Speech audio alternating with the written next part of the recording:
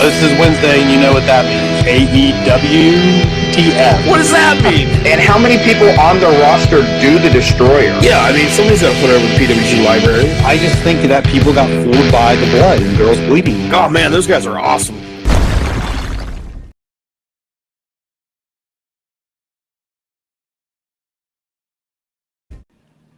Hello, and welcome again to the AEWTF cast.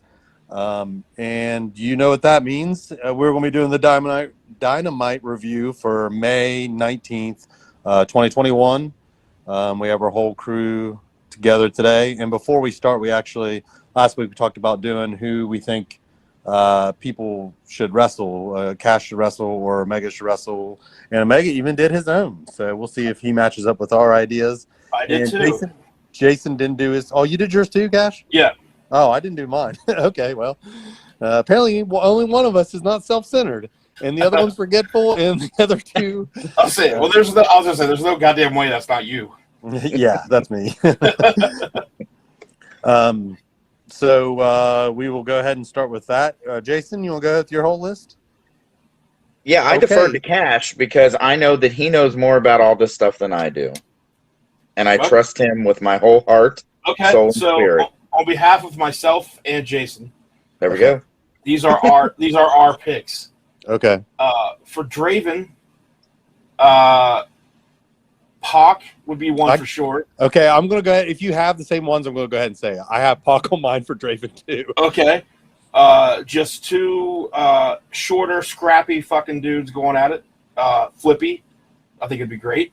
They're both this will make Omega's head probably swell, but they're both muscular cruiserweights, which is kind of rare. Most cruiserweights are kind of skinny, so you got body guy cruiserweights. But go ahead. Yeah, there you go. That's a good word for it. Second was Brian Cage, which I think is the reason why we're doing this, because I said that. Right? Maybe not. Yeah, I know I said that last week. That is what you said. Yeah. Brian Cage. I think that would be phenomenal because I have Brian Cage for both of you. All right. I don't have Brian Cage on mine, so I think Brian Cage against anyone is awesome, but you both would have different ways to really, really pair well with him, I think. And then the other one would be Draven and somebody against the Young Bucks. Just for the creativity and the spots that they come up with. And then for you, Timothy, Brian Cage, like I said. Don't use my Christian name. Go ahead. And then sticking with the last name rhyming game, we'll go with Adam Page. Yeah. I think you two would have a solid fucking wrestling match.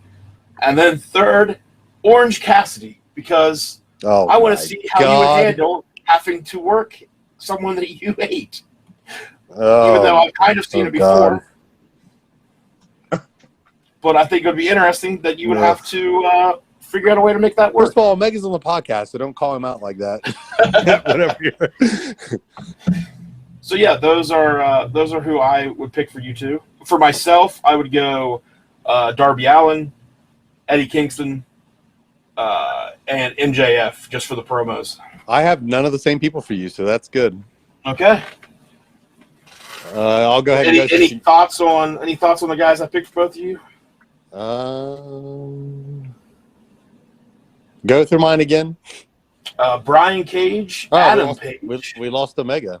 Oh, that was his thought on this situation. He's like, I'm not doing this anymore. Oh, do we need to start again? No, we can keep going. I'll send him an invite again. But so go through my. There he is. Oh, he's back. Oh, did you black out? I don't know what happened. I was in the middle of talking, and technical difficulties. Yeah, but even hear your words. What was the last thing you said?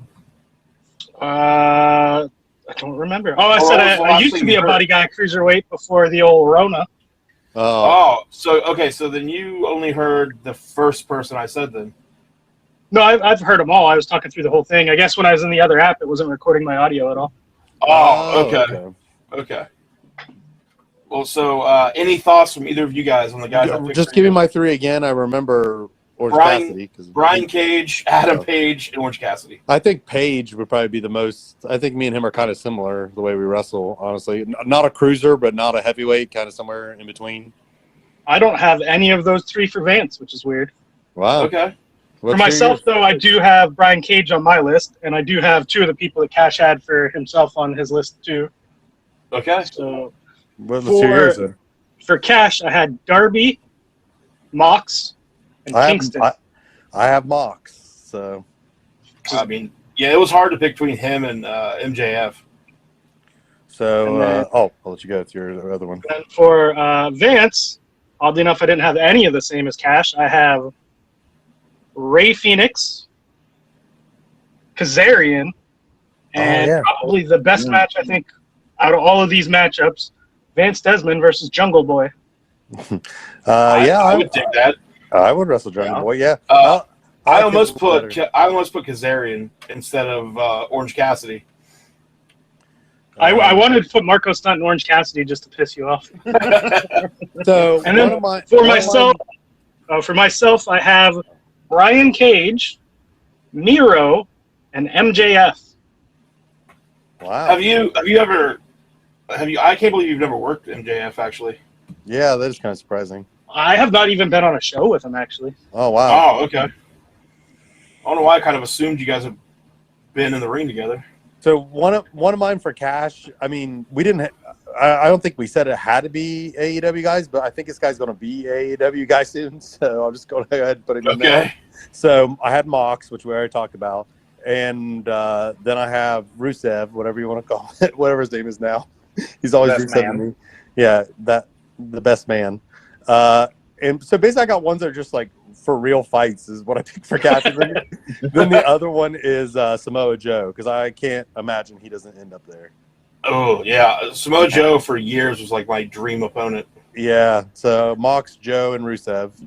And I also got 3 for Jason. I forgot here. Oh, I found 3 goals for Jason.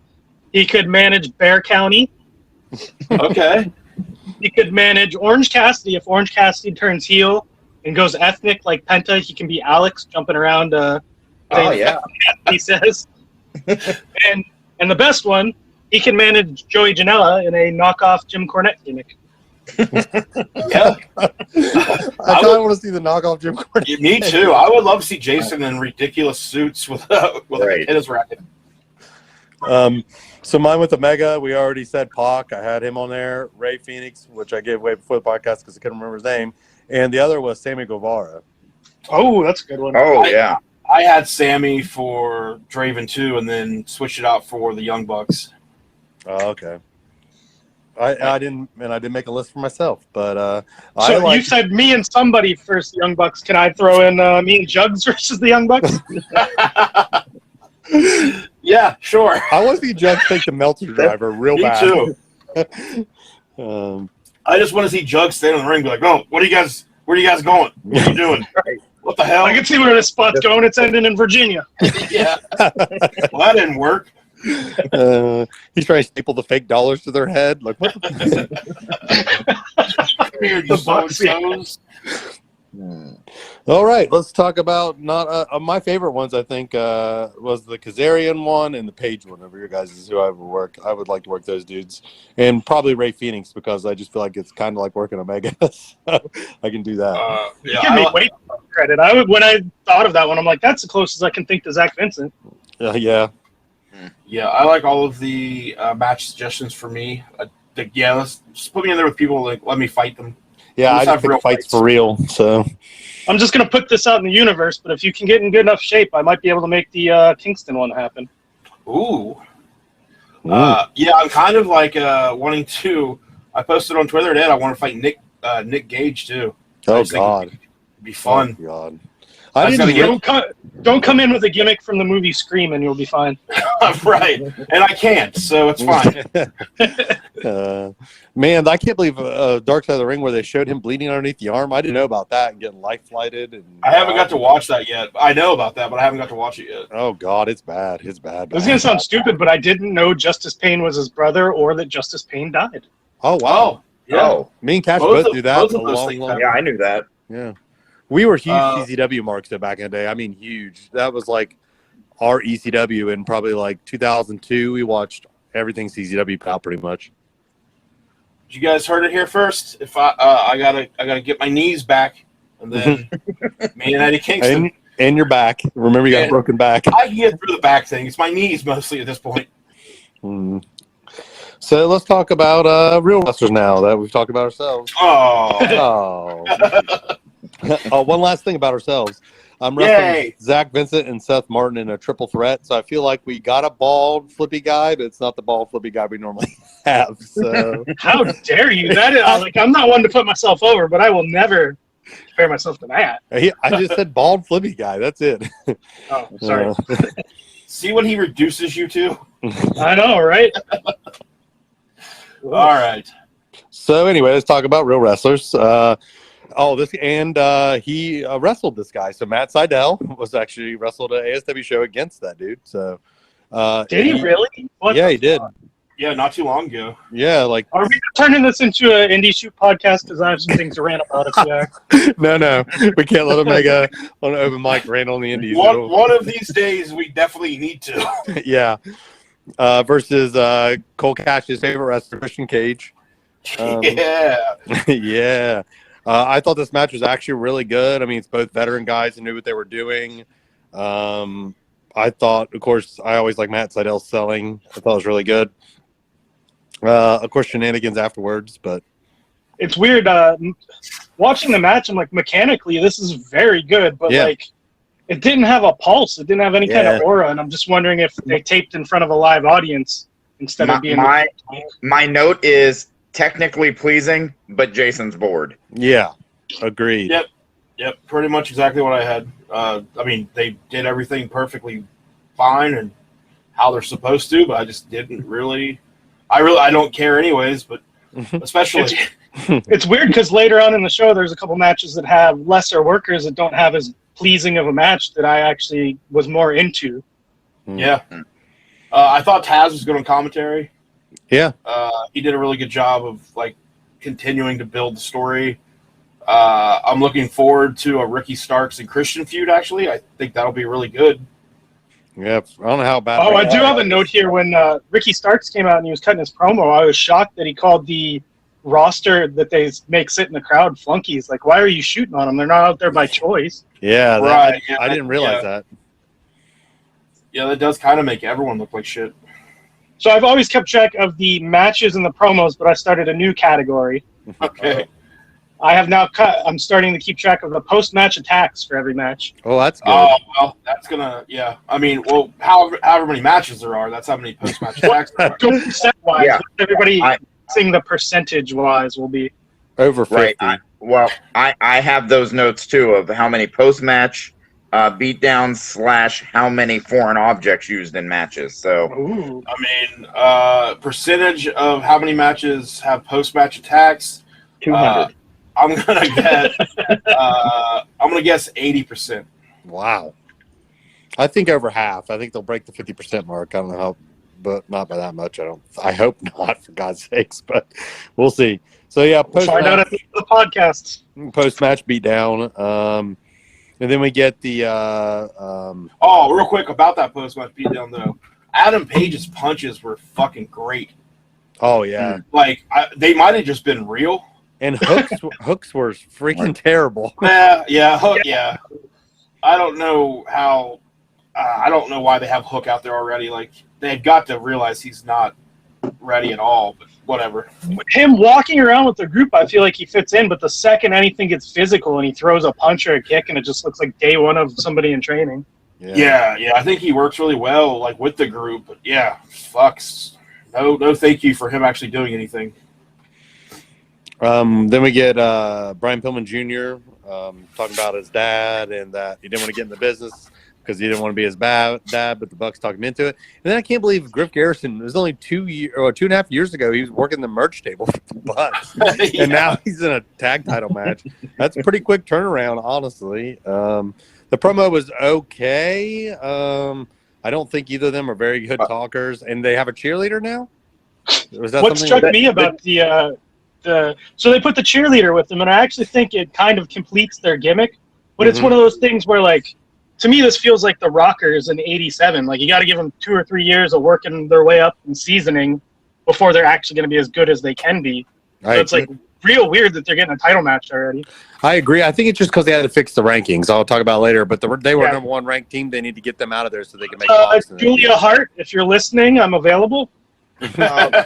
What was she a cheerleader gimmick when she had her squash match last week? I have a joke. Yeah, because she's a shoot cheerleader that was in like nationals. I just didn't catch on. All I caught was, hey, she's not from that Hart family. Jason, you're ruining my joke. So Omega says he's available. He will also shoot you in the face and blind you. So wow. I'm glad you fought for that one. Yeah, I fought hard. It took a long time. I hope she reacts the same. Wow. On some steps. So I did catch Tony Khan on Busted Open on Wednesday morning, and he was talking about how great the Varsity Blondes promo was, and he can't believe what good talkers they are. Oh, really? And I did think it was I was like, oh, let's hear what they have to say, and then I was like, really? With you coming in with higher expectations like that, I'm not surprised. But to me, I didn't hear that, so I was just thinking, oh, that was pretty well written, and I thought they delivered it pretty okay too. It was solid. I just think it's okay. I thought it was a solid promo. It was a good babyface promo. I assume they put Julia Hart with them like on Dark, or is this just a brand new thing? Fuck if I know. Because I didn't know if they knew she was there first.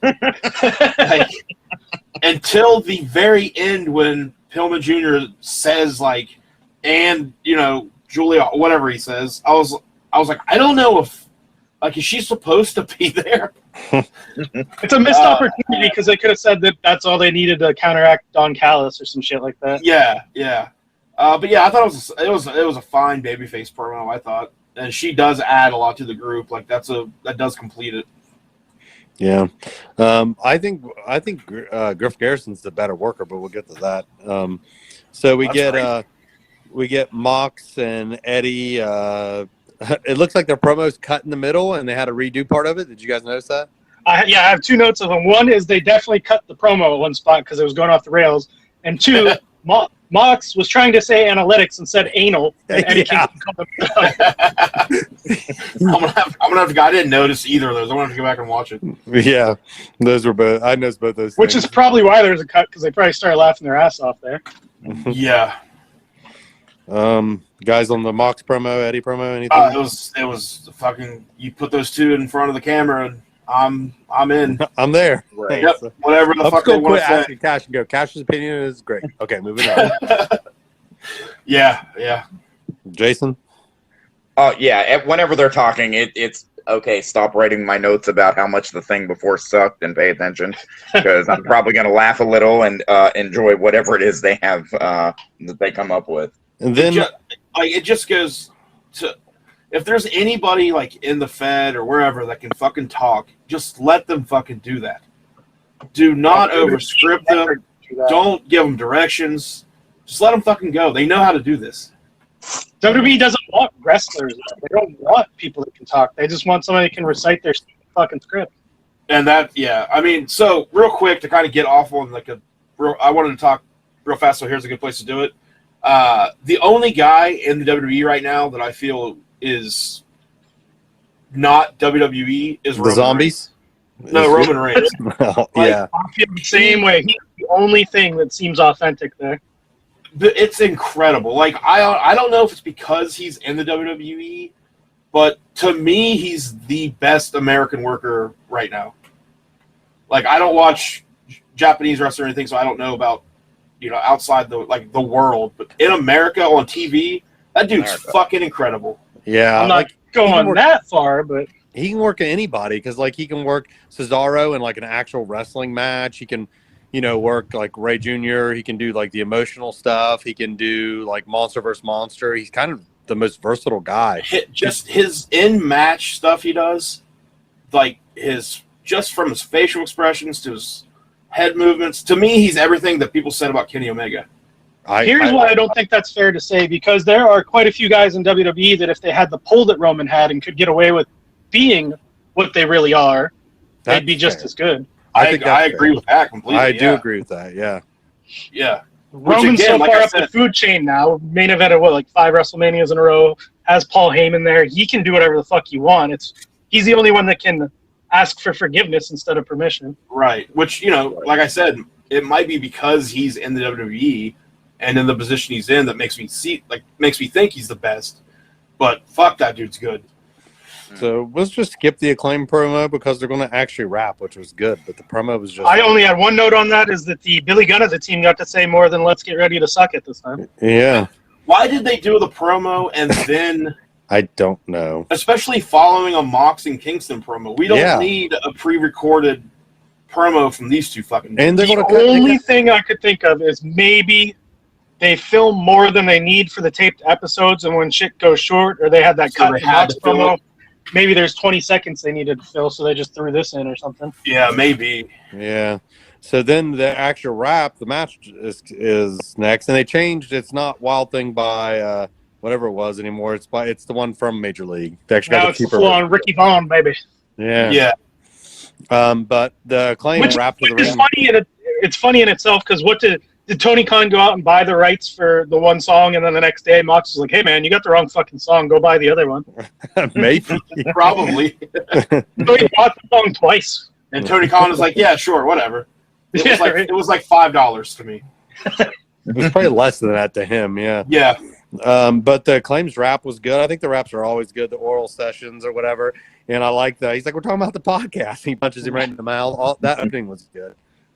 These guys are, I still think, green as grass. Mox and Kingston beat the shit out of them. Thought it all looked really good. They did fine. This is the match that I was talking about, that it wasn't, like, it's not as good of a match as Christian versus Seidel, but this had a pulse that match didn't have. Agreed. Oh, definitely. Definitely. Did you guys see, so, like, Max Caster, like, these Acclaim dudes, like you said, Tim, they're green as fuck. Did you see Caster get sent to the corner, and he couldn't even take the corner right? Yep, he messed up and took the corner wrong because the ref was there, and it threw off his timing, so he fucked up and, took the corner wrong. Yeah. Yep. Like, this was, to me, their best match.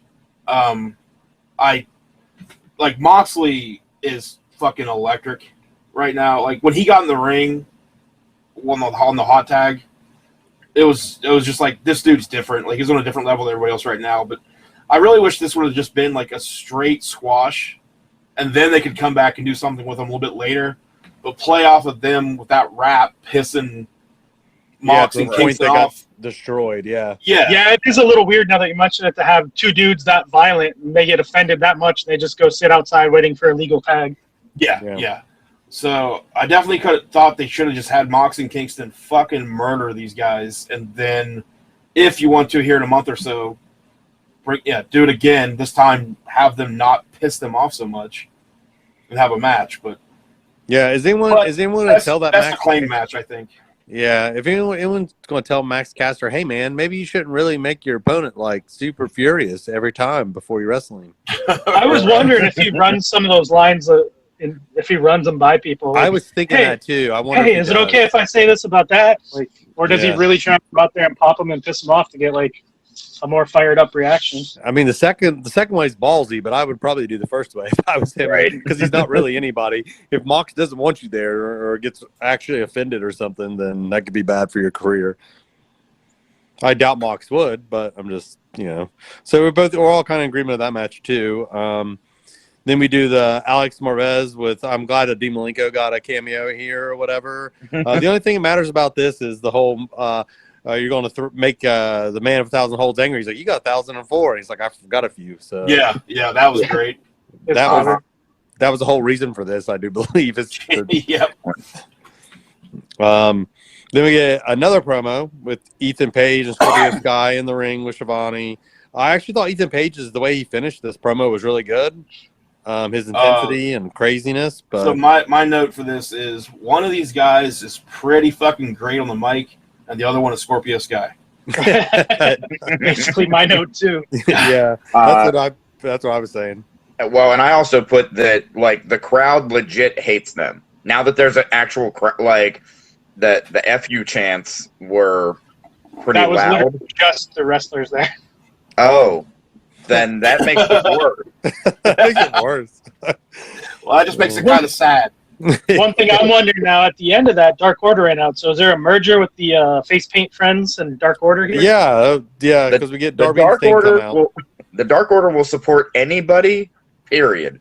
They're just we didn't get to come out with the Cowboy earlier, so now we're just going to come out during this, and maybe we can get a little bit of screen time. I wonder if I could dress up enough people. I want a backstage vignette where they're running around backstage asking all their people that they come out with, hey, do you have a match this week? Hey, Anna J, are you booked? Hey, Tay Conti, are you booked? Man, who are we going to go out with this week?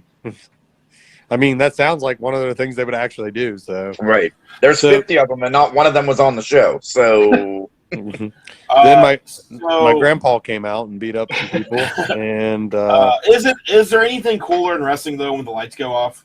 It is awesome. Like, as an ECW mark, that is still the coolest fucking moment in wrestling.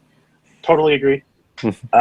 Well, there was this one time I was at this we'll say independent show, right? And there was this worker that wanted the lights to go out for their entrance, and then it turns out because they were the halogen bulbs in a gym, that the lights were out for like the next 20 minutes or so while they warmed back up. Is that one of us? Yeah, no, it wasn't one of you. It was Darkstorm. Okay. Oh, okay. I was like, that makes sense. I was like, it could be me. He's about to tell me something. It might be me. We were all sitting here thinking the same thing, weren't we? Oh, yeah. Do that? Yeah, I thought it was for sure one of us. No, it was one of the shows that was here in the community building down here in Huntington. Mm-hmm. So I came with one of you. Cash. Was it okay? So what you're saying though is that JB shows. Eric Darkstorm brought a storm of darkness. Right. And moving on before Cash gets voted off the other podcast. Now, I don't think that was the one where the 50-50 was rigged. And I won it because that was the only way to pay the workers. Yeah. No, that's the night I worked. Draven said we're shooting on people tonight. And Draven, did you know that they did that? They rigged the 50-50 so Jason would win and give them the money back so they could pay the boys. Oh my God, no, I didn't know. But I don't hate it. I don't hate it. JV is great because I won, and I didn't even have a ticket. JV Insanity, and I hope he's listening because I mean this in the best possible way, is carny as fuck. Yeah, he would take it as a compliment. I love that dude. That's the show where I worked Tracy Smothers. And Jason was the lucky winner that night. That also the show that Chance hit a Michinoku driver on someone and the ring broke in half? Yeah. Yep, that was like the Knicks match. Yeah, there you go. Yeah. God. We've all probably been there, right? We've all broken rings before, right? I've broken a couple. I broke at least one or two. I remember. If you've worked in West Virginia and you haven't broken a ring, then you're probably not that good. Yeah. And then the ring got broke before me and JD drove from Louisville to Lubeck to wrestle. So 5 hours. That's me versus Eric Steele that broke the ring. Then they broke the ring, and then the promoter, who is also that was a great show, comes back there and goes, "Hey, can you and JD just do your match on the floor?" And we go, "No, we can't." And he's like, "Oh, okay. Well, I guess we're going to shut down the show." That was the germ of the idea that made JD realize stunt work is where the money's at. Yeah. And we still got paid. We didn't wrestle. We're like, "Yeah, we drove 5 hours. We got to get paid." You're welcome. Yeah. Me and Eric Darkstorm are undefeated as a tag team, so I'm taking that to my grave. Oh, wow. He's the first person I ever got in the ring with. I'm sorry. Yeah. He was very nice to me, actually. Yeah, I've always got along really well with him, but yeah, me I too. like him as a dude, but he can be more temperamental than me, and that's yeah. If he doesn't like you, he can beat you. Well, when I went down to ASW school just to work out with some of the guys, Darkstorm showed up and he was like, "Hey, brother, haven't seen you forever." He's like, "Get around and roll with me." I was like, "Oh God, I'm too old for that." I was like, "Okay, sure." So I got in and me and him like did some shoot work stuff or whatever until we were blown up, till I was blown up. And then we were doing the rope running thing, making them, cash that we do crisscross until someone gives up. Yeah. We did that with those students or whatever. And Darkstorm was like, "Vance, do it with me." I was like, "All right." So I got up there and did it, and Darkstorm beat me. And he's like, he goes, "I had 2 maybe left in me." So I'm glad to win. Okay, so get back to AEW. Yeah, that stuff. So then we get the Pinnacle dinner. Hold on. No. So this was the second distract you in the ring while someone attacks you from behind spot of the night. Yeah. The Pinnacle promo was? No, the Scorpio Sky, Ethan Page, and Tony. Oh, gotcha. Like, it's still the first hour of the show, guys. How are we doing the same finish twice in the same? Like, I don't even know if it's still like the first 40 minutes of the show. So just more awesome production. Now, Pinnacle segment. MJF and Pinnacle are dinner. Warlord Chuck. They're at this place that they want you to think is a very fancy upscale restaurant, but the entire Jaguars field is in the reflection of the fucking thing. So you know it's just catering. Yeah. Yeah. Oh wow. Yeah. But it is great. I do got to say, it's great to see After Party Wardlow finally make it on the show. I've seen that more times than I want to fucking. Were you just saying that? You can't, like, you hope we see that? Yeah, that's the real Wardlow. I felt like you just said that on an episode not too long ago. There you go. You get your wish. And, I thought this was great. I thought it was really good. Phenomenal segment. I thought a little bit, it had some cheesy moments because of the setup, the way the setup looked, and the only thing cheesy about it was the Shawn Spears stuff. The other thing, the Shawn Spears thing. I actually even like the Shawn Spears thing. Wow. He has anger issues, I guess. As it was. Was he mad that the dude has a full head of hair, or like what was he even mad about? He didn't get his drink on time or quick enough. Yeah, he wanted his drink first. I thought it did not at the head of the table. I thought it did a decent job of like at least giving him a little bit of character depth. Like he's kind of psychotic. And I finished. So we'll move on to the next one. But I finished the show about 3 minutes before I got on this podcast. So for time's sake, I did not watch Rebel. And it's a friend of mine's wife. I'm sorry, Jimmy. He doesn't listen to this, but versus Hikaru Shida. So you guys go ahead. I have it down somehow as Rebel versus Hillary Shida. So that is wow. I didn't catch the autocorrect. She did come out in a pantsuit. So I didn't catch that. So he's your friend. That's his wife. So I'm glad I don't really know him because this fucking sucked. Yeah, it's awful. I like the sit out knee breaker. That was it. Yeah, I got that. I got knee drop, gnarly, fine. Those are my only notes for this one. I thought this was slow as fuck. It was sloppy. It was boring. It only went like 2 minutes though. Guess what happened post match? I did not feel that way. It felt like 15 to 20. Guess what happened post match? Well, what do you think? I bet someone got jumped. There you go. Yeah, I hated this. I thought this was really bad. Not only did someone get jumped, but we also had a crutch used during the match that did nothing. Yeah, true. Yeah. I like Rebel being ineffectual and basically the Ralphus of the women's division. I'll go on record and say it now.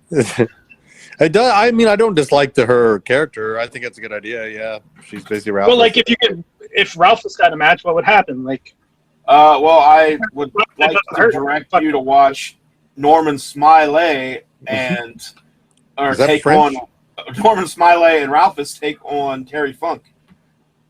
I'd rather not. You really should. You might learn something, kid. It's one of the most awful experiences you will ever witness towards the end. Huh. So then we get Kenny going to Orange Cassidy while he's at the doctor and being like, hey, here's a contract so you don't get hurt. Wrestle me a different time. And then he tears it which I did like him tearing it extremely slowly. and long ways. So it took even longer. I actually thought this was an okay Kenny Omega thing. I just don't know why the best friends left because Kenny Omega told them to. I was like, no, we're not going to leave you in a room to beat up our injured friend. But they're like, yeah, that's fine. That's a good point. Yeah, we trust Kenny Omega. He's an upright dude. Like, I wonder if the way they worded this and left it open-ended is to see if Orange Cassidy is actually physically able to work the match at the pay-per-view. Maybe. If he can't, they'll come up with a story from here. That really would take away a lot of his character to sign that, wouldn't it? Like, wouldn't that kill his character? It's wrestling. You can come up with a way where it doesn't. Yeah, maybe. Yeah, they could they do the mimosa match.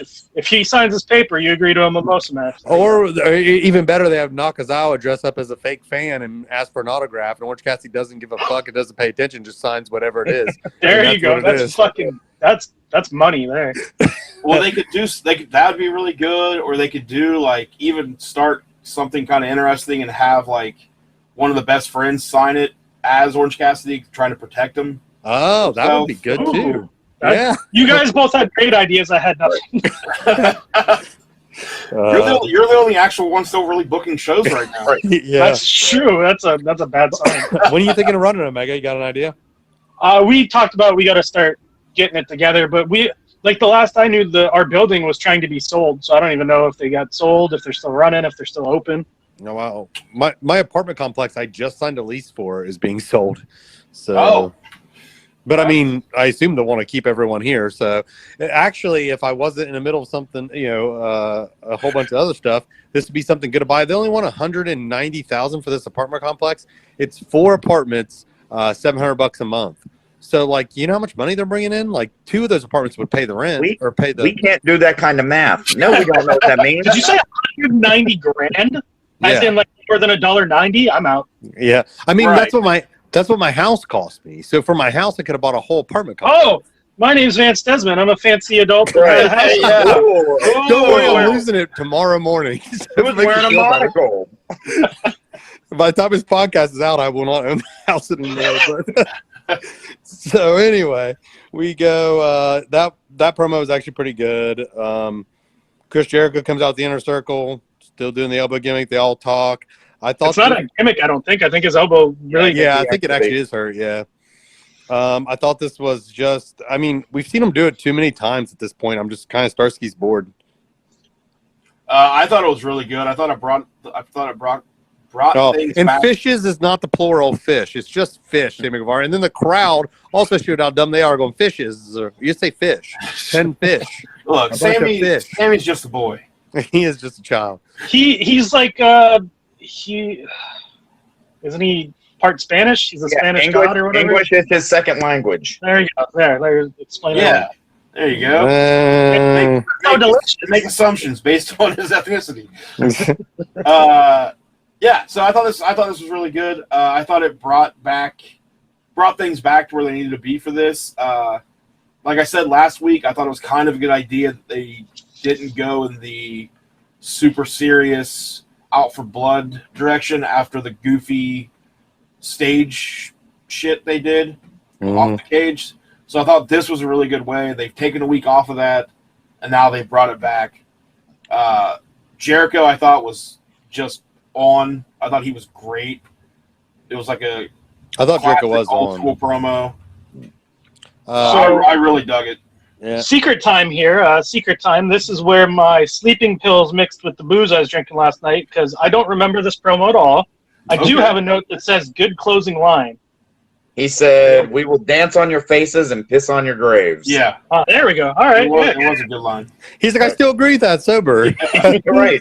My notes are a little funky for the rest of the show here. Just fair warning. So that's even better. If that was secret time, who wants to tell Omega that we post these? No one tell him. Oh, shit. Okay. Oh, no. Eric Darkstorm, we're friends, man. So now we get, I refuse to watch Jade Cargill backstage segments anymore. It is the same one over and over. I'm pretty sure she might have a manager, but she doesn't want one. Yeah, done. This was terrible, yeah. Moving on. Red Velvet and Serena Deeb. I love Serena. I think she's one of the best women workers in the world. I may be alone in that. But she's now the woman of 1,000 holds or whatever.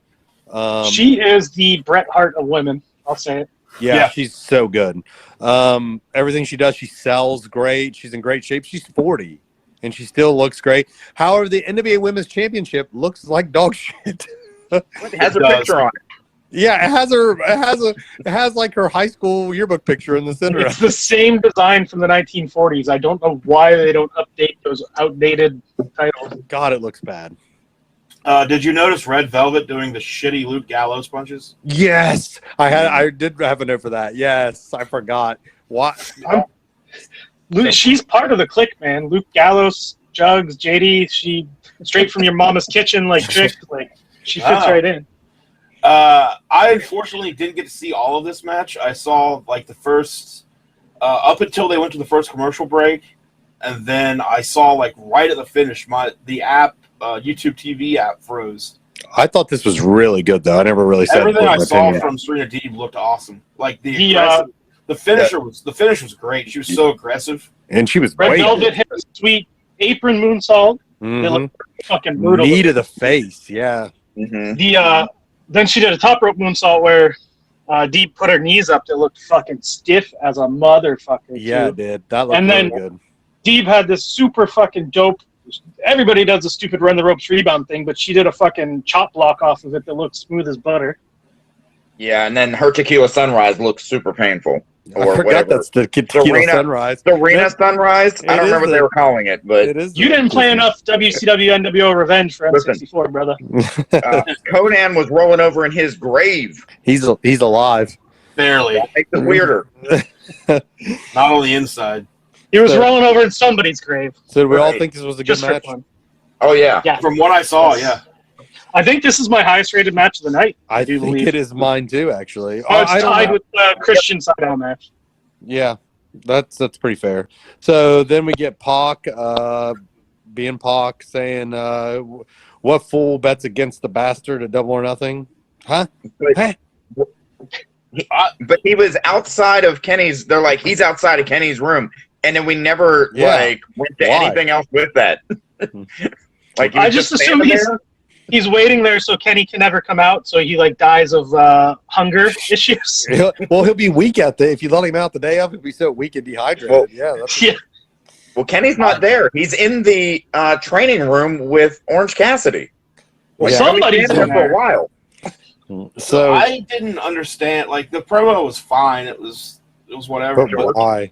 I don't understand why all of the focus is only on Kenny and Orange Cassidy. Yeah. Like, it doesn't even feel like Pac's a part of this thing. And he's the one that dominated the match with Orange Cassidy. So, like, to me, it would make sense if Kenny was, antagonizing Orange Cassidy and calling him out because he knows that he's less of a threat. But at the same time, have Omega or Callis, sucking up to Pac or just trying to play them against each other. Yeah. But, Pac doesn't feel like he's a part of this at all.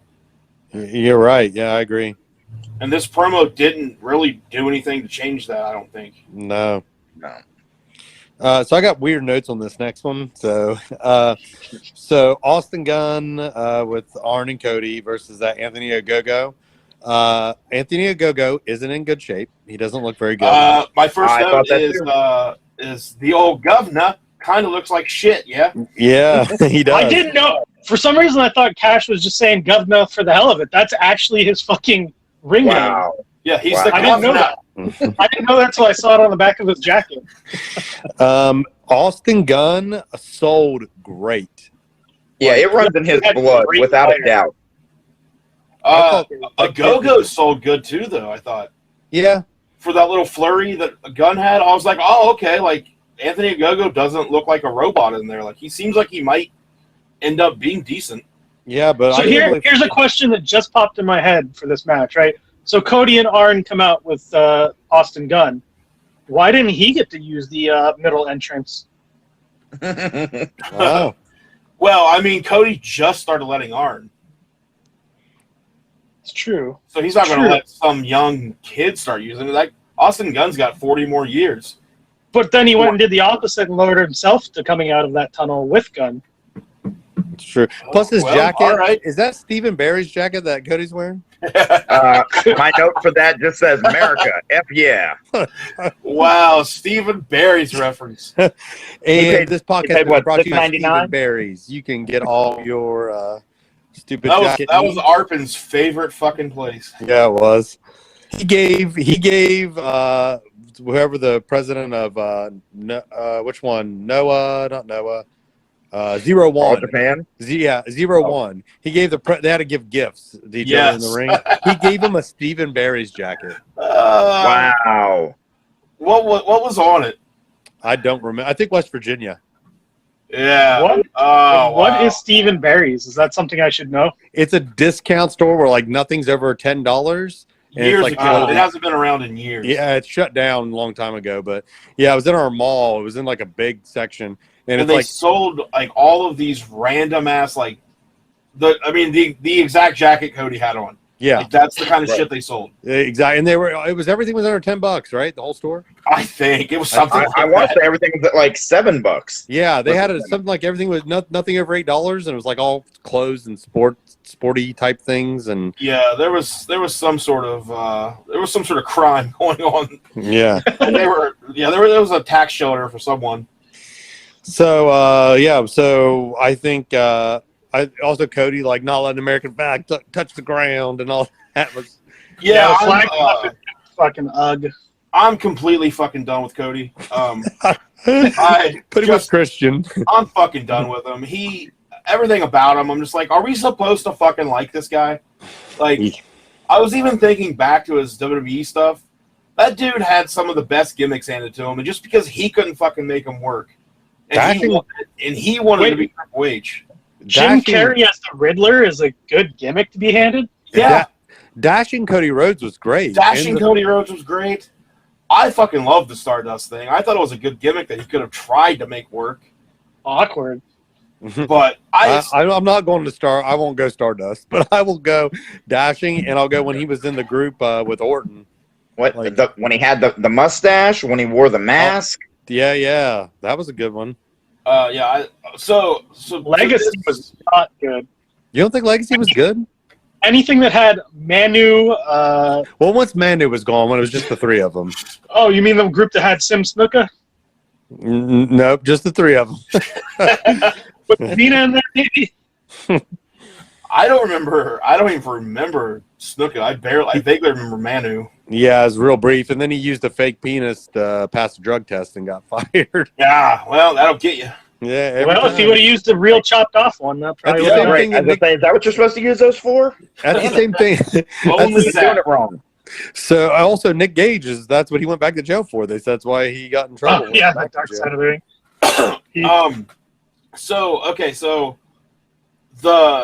I thought the worst part of this match was that it made Bryce look like an incredibly shitty referee.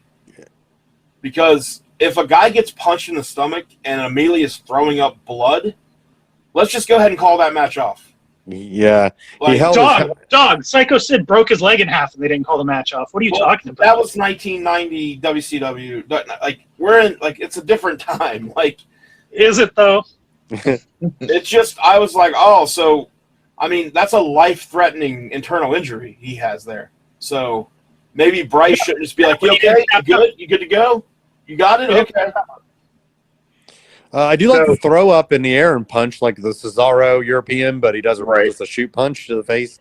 That looks good. So Agogo did 3 punches, right? That's his total moveset. What do we think we're going to see at this pay-per-view? I don't know. Cody knows all of them. Like, he's just going to do because again, it looked like I thought the same thing, that like when Austin was doing all his stuff, that it was, oh yeah, okay, this is going to be an actual match. Agogo's clearly still going to punch him and it's going to end, but we're going to get to at least see a bit of him, and then we get 3 punches and over. So I listened to a different podcast, and they were talking about this match, and they made a really good point. He said, does Cody think he is in the first act of Rocky IV, and he's Apollo Creed and he dies? That's my next note. Or is it is he the second, and was this Apollo Creed getting murdered? And I'm going to go out on a limb and say he's actually Tommy Gunn from Rocky V. Nobody ever wants to see him again. We know what happened to that guy. My note for this is someone just watched Rocky IV recently. Yeah. What sucks is before this angle, before the whole factory deal to begin with, I was really into Cody, but I am cold as shit on him now. I was just go away. Because I didn't like him before, and then I started to like kind of get behind him, and then this started, and I'm done. Have you seen all the memes now with Brandy's tweet? Brandy's tweet, and it's got Scott Steiner's promo underneath. There's a Booker T one. There's one also. What was the other one I saw? With Danzig? No. Psycho Sid promo that must have been really bad. But I don't remember. Half the brain that you had. Yeah, that one. I've got half the brain that you got. Yeah, that one. So anyway, then we get SCU, the breakup, and Daniels' eye is falling out or something bad. And then I was legit sad during this. Did promo. Kazarian turn into John Wick at the end of this promo? Yes, I think he did. Yeah, and I do love that he did the Christopher Daniels line and that the gospel of Frankie Kazarian. That was awesome. Okay, yeah, so I'm super into Kazarian is like hunting down the elite. Yeah, but so after he said it, I expected to see him during the main, or at some point taking out one of the goons. No, that's you don't strike immediately. You sit back On this show with this company. I'm surprised he didn't say, "Camera, follow me." We're recording right outside the Elite trailer. Let's go in. Maybe that's what Pac waiting outside the Elite locker room is for. He's gonna bump into Pac on his way in, and they're gonna get into it next week, obviously. I got some enhanced audio from the show, and I got What? exclusive here on Oh God. on AEWTF. When Daniels leaned in and whispered to Kazarian, he said, "I was Curry Man the entire time." Are you sure that's what he said? I thought he said, "I was suicide," and then Frankie Kazarian was like, "No, wait, I was suicide." Oh, you might have different enhanced audio. I mean, there's a lot of enhanced audio. I just have the audio where everyone's always trying to kill themselves, I guess. I forgot about Curry Man until you just said that he existed. So yeah, that's pretty cool. Frankie Kazarian, I think that'll be good for him to move on and do stuff. But yeah, it's sad to see Christopher Daniels. I think they showed the tweet. Yeah, that's probably it for me, or I think that's the last one or something like that. Then we get something awesome. Miro comes out. I definitely disagree. Hold on, real quick before the Miro thing. Picture-in-picture note cards. Yeah. Oh God, no. So no. If any of you guys were a sponsor that paid money for advertising time, would you not be pissed? The other side, yeah. Would you not be pissed that they had a guy out there like forcing you to ignore that ad? That's the only time I've watched. But didn't I explain this before, that the picture-in-picture ads are the ones that don't buy them at the full rate? Right, but still, so they don't care if it's screwing. But I actually don't. I usually watch the commercials on the commercial break because that's the audio and I can't help it. So this is the only time ever during the commercial break I watched the other side. Well, so there you go. Whatever commercial was on, they lost. Now I missed Arby's 2 beef and cheddars for $5. I think you got the gist of it. Oh, okay. They still have the meats. Don't worry. Yeah, and whatever their fish is supposed to be. So speaking of the meats, Miro comes out. And thanks Jesus for protecting him and giving him power. Jesus Christ is all elite. So that was hilarious. I checked out the second he name dropped Jesus. No thanks, dude. I thought that was really annoying, but then I got really into it. And you should go back. If you say so, I checked out. It got really good at the end, and whenever Lance Archer comes out and cuts his promo, and then he does the whole. He's going to kill Jake Roberts. Not enough yoga in the world to save him. Then it was great. He goes, and Lance Archer, like to say that everybody dies, but you first. It was fucking great. That was great. Yeah, the Jesus Christ thing. I was like, what?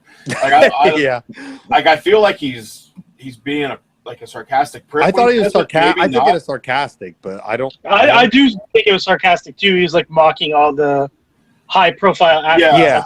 Right. Names and shit. Still, it's just fucking stupid, and I checked out. It was very when he said it, I was like, "What?" Like it kind of took me aback, but it was the promo was fucking good.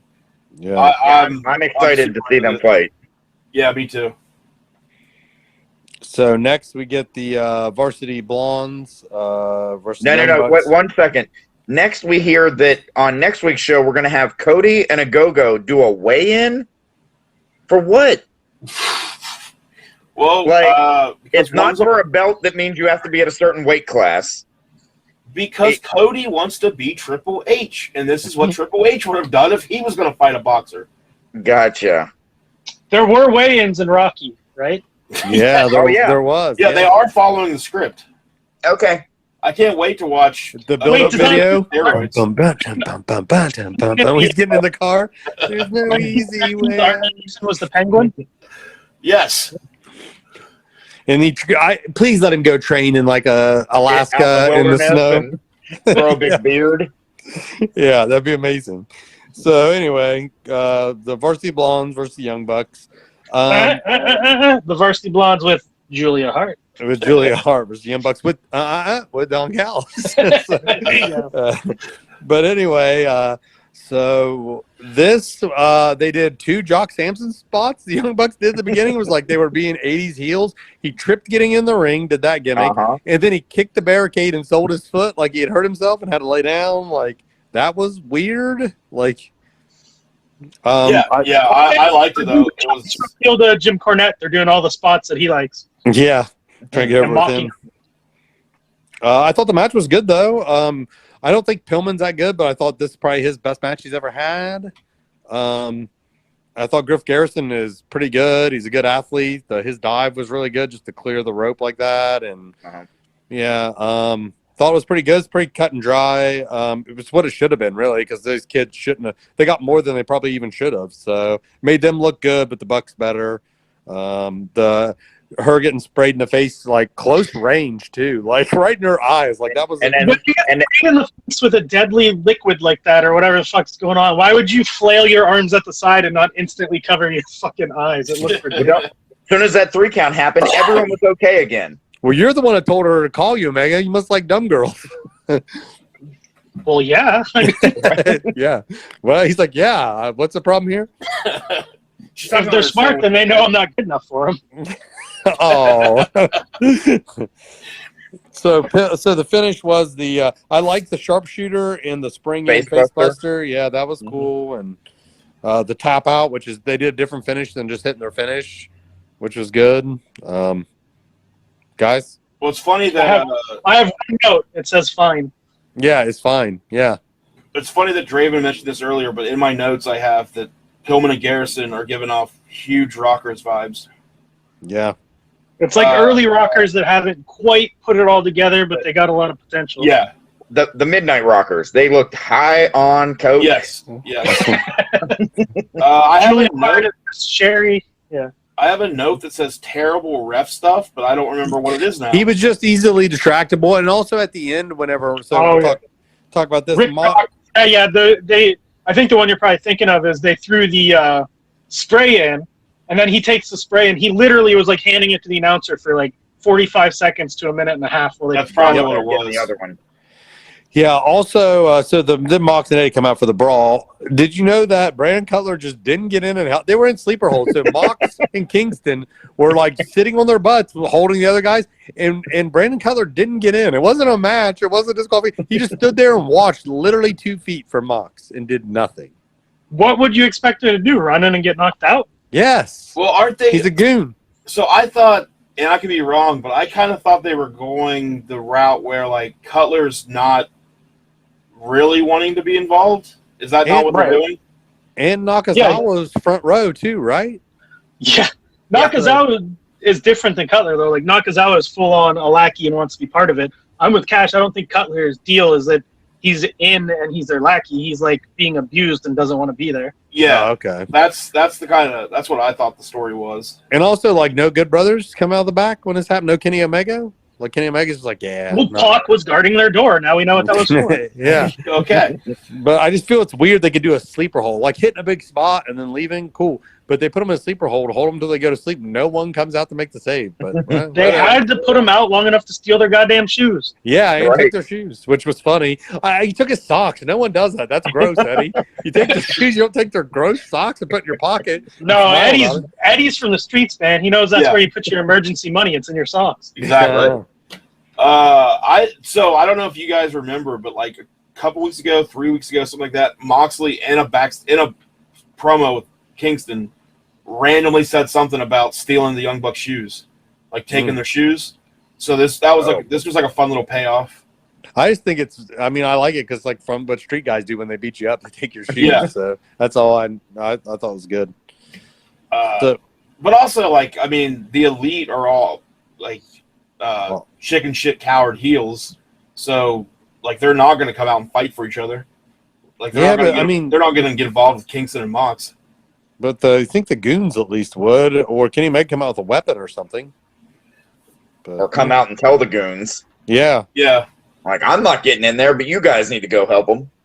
Yeah, that would have been good, actually. So, who wants to go with their rating first? Yeah, I will. Let's hear it.